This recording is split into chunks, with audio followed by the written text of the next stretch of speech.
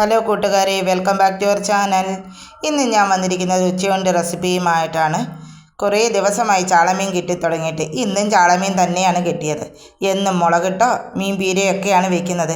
ഇന്ന് ഇത്തിരി കുരുമുളകിട്ട് വെക്കാമെന്ന് കരുതി. കൂടുതൽ മസാലകളൊന്നും വേണ്ട. ഇഞ്ചി, വെളുത്തുള്ളി, പച്ചമുളക്, സവാള, തക്കാളി, കറിവേപ്പില എല്ലാം എടുത്ത് വെച്ചിട്ടുണ്ട്.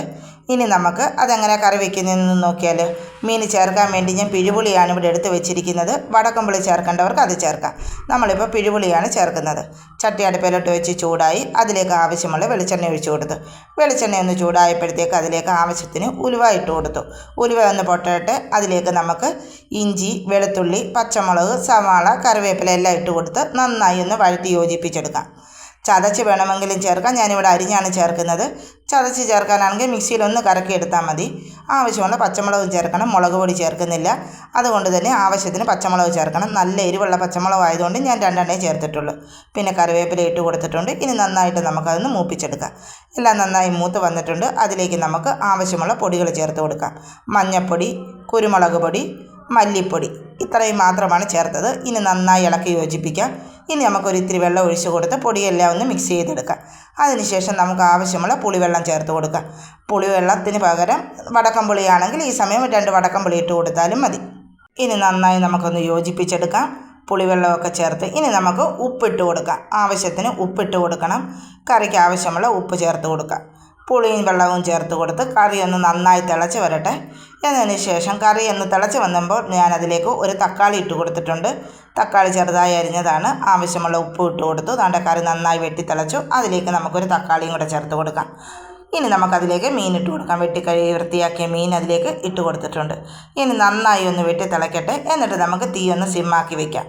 തീ ചെറിയ തീയിലേക്ക് മാറ്റാം. ചെറിയ ചാളയായതുകൊണ്ട് ഒരുപാട് വേവൊന്നുമില്ല. കുറച്ച് കറിയേ ഞാൻ വെച്ചിട്ടുള്ളൂ. ഒരുപാട് കറിയും വെച്ചിട്ടില്ല. ഇനി കുറച്ച് നേരം നമുക്ക് സിമ്മിലാക്കി വെച്ച് കറിയുടെ എണ്ണയൊക്കെ ഒന്ന് തെളിഞ്ഞ് വരട്ടെ. അപ്പം നമുക്ക് കറി ഇറക്കി വയ്ക്കാം. നല്ല കുറുകിയ ചാറോട് കൂടിയ നമ്മുടെ കുരുമുളകിട്ട് വെച്ച മീൻ കറി ഇവിടെ റെഡിയായിട്ടുണ്ട്. ഈ സമയം ആവശ്യമുള്ളവർക്ക് കുറച്ച് തേങ്ങാപ്പാലൂടെ ചേർത്ത് കൊടുക്കാം. ഞാൻ ചേർത്ത് കൊടുത്തിട്ടില്ല. അല്ലാതെ തന്നെ നന്നായിട്ട് കുറുകിയ ഒരു മീൻ കറിയാണ് കിട്ടിയിരിക്കുന്നത്. പിന്നെ ഒരു ഭംഗിക്ക് വേണ്ടി ഞാനൊരു തക്കാളിയും കൂടെ അരിഞ്ഞ് ചേർത്തിട്ടുണ്ട്. വേണ്ട എങ്കിൽ ഈ തക്കാളി ചേർക്കുന്നത് നമുക്ക് ഒഴിവാക്കാം. അപ്പം നമ്മുടെ മീൻ കറി ഇവിടെ എണ്ണയൊക്കെ തെളിഞ്ഞ് നല്ല വറ്റി നല്ല ടേസ്റ്റിയായി ഇരിപ്പുണ്ട്. നല്ല സൂപ്പർ ടേസ്റ്റിയായ ഒരു കുരുമുളക് ഇട്ട് വെച്ച ചാളക്കറി. ഇനി ഞാനൊരു പാവയ്ക്ക മെഴുക്കുവരട്ടിയാണ് ഉണ്ടാക്കുന്നത്. കുറച്ച് ദിവസമായി പാവയ്ക്ക തിന്ന് തുടങ്ങിയിട്ട്. മഞ്ഞപ്പൊടിയിട്ടും എണ്ണയിൽ വറുത്തുമൊക്കെ തിന്ന് മടുത്തു. ഇന്നെന്നാൽ അതിൽ നിന്നെല്ലാം വ്യത്യസ്തമായിട്ട് ഒന്ന് ചെയ്യാമെന്ന് കരുതി ചെറുതായിട്ട് പാവയ്ക്ക അരിഞ്ഞത് വെച്ചിട്ടുണ്ട്. അതിലേക്ക് ആവശ്യമുള്ള സവാള ഇട്ട് കൊടുത്തു. ഒരു പച്ചമുളക് ഇട്ട് കൊടുത്തിട്ടുണ്ട്. കറിവേപ്പില ഇട്ട് കൊടുത്തിട്ടുണ്ട്. ഉപ്പിട്ട് കൊടുത്തിട്ടുണ്ട്. കുറച്ച് തേങ്ങാപ്പീരയും ചേർത്തിട്ടുണ്ട്. ഇതൊന്നും വേവിച്ചതല്ല. എല്ലാം കൂടെ ഞാൻ നന്നായിട്ടൊന്ന് യോജിപ്പിച്ചെടുക്കുകയാണ്. കൈ ഉപയോഗിച്ച് നന്നായി ഞെരടി യോജിപ്പിച്ചെടുക്കുക. അപ്പം തന്നെ നമ്മുടെ തേങ്ങയിൽ നിന്നൊക്കെ വെള്ളം ഇറങ്ങി പാവയ്ക്കയുടെയൊക്കെ ഈർപ്പമൊക്കെ ഇറങ്ങി ഒരു ചെറിയ വെള്ളം നയം കാണും. ഇനി നമുക്കത് അടുപ്പിൽ വെച്ച് വേവിച്ചെടുക്കാം. നന്നായി വെന്ത് കിട്ടണം. വെള്ളം ഒന്നും ഒഴിക്കേണ്ട. ആവിയിൽ തന്നെ ഇരുന്ന് നമ്മുടെ പാവയ്ക്ക നന്നായി വെന്ത് കിട്ടും. നമ്മുടെ പാവയ്ക്ക അതാണ്ട് വെന്ത് റെഡി ആയിട്ടുണ്ട്. ഇപ്പോൾ ഉപ്പില്ലെങ്കിൽ നമുക്ക് ഇച്ചിരി ഉപ്പ് ചേർത്ത് കൊടുക്കാം. പിന്നെ ആവശ്യമുള്ളവർക്ക് വേണമെങ്കിൽ ഈ സമയം ഇത്തിരി വെളിച്ചെണ്ണ ചേർത്ത് കൊടുക്കാം. ഞാൻ ചേർത്തിട്ടില്ല. ഇഷ്ടമുള്ളവർക്ക് ചേർത്ത് കൊടുക്കാം. ഇനി ഞാൻ മീൻ ഫ്രൈ ആണ് ചെയ്യുന്നത്. ചാള തന്നെയാണ് ഫ്രൈ ചെയ്യുന്നത്. എപ്പോഴും കാണിക്കുന്നതാണ്, അതുകൊണ്ടാണ് കാണിക്കാഞ്ഞത്. മുളക് പൊടിയും മല്ലിപ്പൊടിയും മഞ്ഞൾപ്പൊടിയും കുരുമുളക് പൊടിയും ഉപ്പുമൊക്കെ ഇട്ട് പുരട്ടി വെച്ച നമ്മുടെ ചാള തിരിച്ചും മറിച്ചുമൊക്കെ ഇട്ട് ഫ്രൈ ചെയ്തെടുത്തിവിടെ വെച്ചിട്ടുണ്ട്. ഇനി ഒഴിക്കാൻ വേണ്ടി ഒരു സാമ്പാറോടെ വയ്ക്കാമെന്ന് കരുതി കുക്കറിൽ വളരെ എളുപ്പത്തിൽ തയ്യാറാക്കാവുന്ന ഒരു സാമ്പാറാണ് വയ്ക്കുന്നത്. പരിപ്പ് കഴുകി കുക്കറിലിട്ടിട്ടുണ്ട്. അതിലേക്ക് 5-6 അമരയ്ക്ക അരിഞ്ഞതിട്ടിട്ടുണ്ട്. ഒരു സവാളയും മുറിച്ചിട്ടുണ്ട്. ഒരു പച്ചമുളക് ഇട്ടിട്ടുണ്ട്. ഈ കുക്കർ അടച്ച് വെച്ച് നമുക്ക് പരിപ്പൊന്ന് വേവിച്ചെടുക്കാം. 2 വിസിൽ കേൾക്കുമ്പോഴത്തേക്ക് നമ്മുടെ പരിപ്പെല്ലാം നന്നായി വെന്ത് കിട്ടും. എല്ലാം വെന്ത് കിട്ടിയിട്ടുണ്ട്. അതിലേക്ക് ഇനി സാമ്പാറിന് വേണ്ട കഷ്ണങ്ങൾ ചേർക്കാം. കുമ്പളങ്ങയും ഉരുളൻകിഴങ്ങും ക്യാരറ്റുമാണ് ഞാൻ ചേർത്തത്. ഈ സമയം വേറെ പച്ചക്കറിയൊക്കെ ഉണ്ടെങ്കിൽ നമുക്ക് അതൊക്കെ ചേർക്കാവുന്നതാണ്. മുരിങ്ങയ്ക്കയൊക്കെ ചേർത്താൽ നല്ല ടേസ്റ്റ് ആയിരിക്കും. ആവശ്യത്തിന് ഉപ്പും മഞ്ഞൾപ്പൊടി ഇട്ട് കുക്കർ നമുക്കിനി ഒരു വിസിലൂടെ കേൾപ്പിച്ചെടുക്കാം. അപ്പോഴത്തേക്കും നമ്മുടെ ഈ പച്ചക്കറികളെല്ലാം വെന്ത് കിട്ടും. അപ്പോഴത്തേക്കും നമുക്കൊന്ന് കടുക് വറുക്കാം. എണ്ണ എടുത്ത് അടുപ്പിലോട്ട് വെച്ചിട്ടുണ്ട്. അത് ചൂടായപ്പം കടുകിട്ട് പൊട്ടിച്ചു.